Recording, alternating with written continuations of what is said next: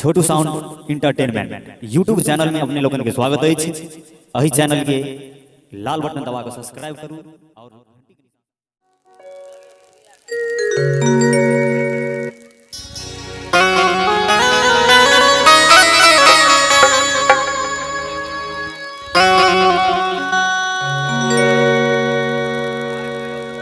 आज सबके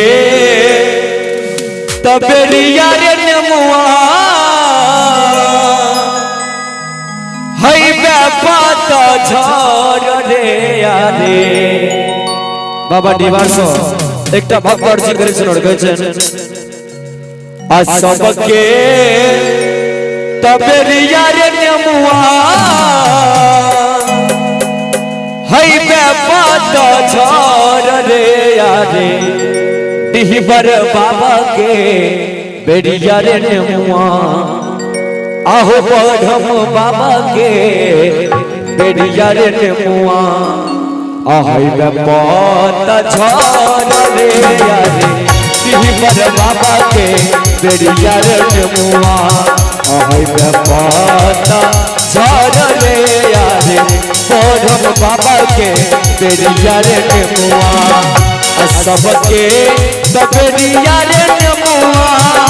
हई बेपात झर रे यारे सबके तबेरिया रे नमुआ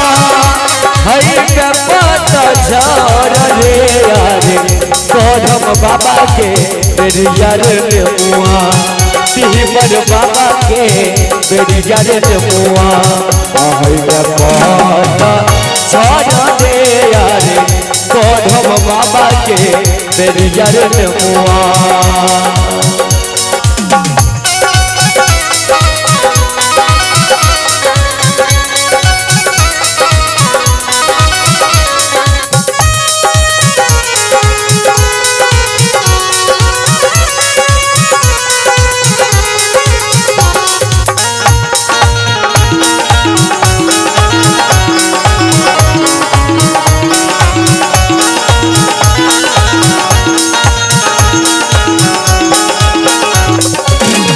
सबके तबेरिया रे सौआ हई बेपात झर रे यारे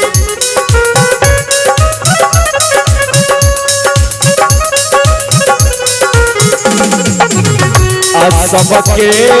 तबेरिया रे सौआ हई बेपात झर रे यारे डिहबर बाबा के बेड़िया रे सौआ बढ़म बाबा के बेड़िया रे सौआ हई बेपात झर रे यारे बढ़म बाबा के बेड़िया रे नमुआ हई बेपात झर रे यारे डिहबर बाबा के बेड़िया रे नमुआ हई बेपात झर रे यारे बढ़म बाबा के बेड़िया रे नमुआ हई बेपात झर रे यारे बढ़म बाबा के बेड़िया रे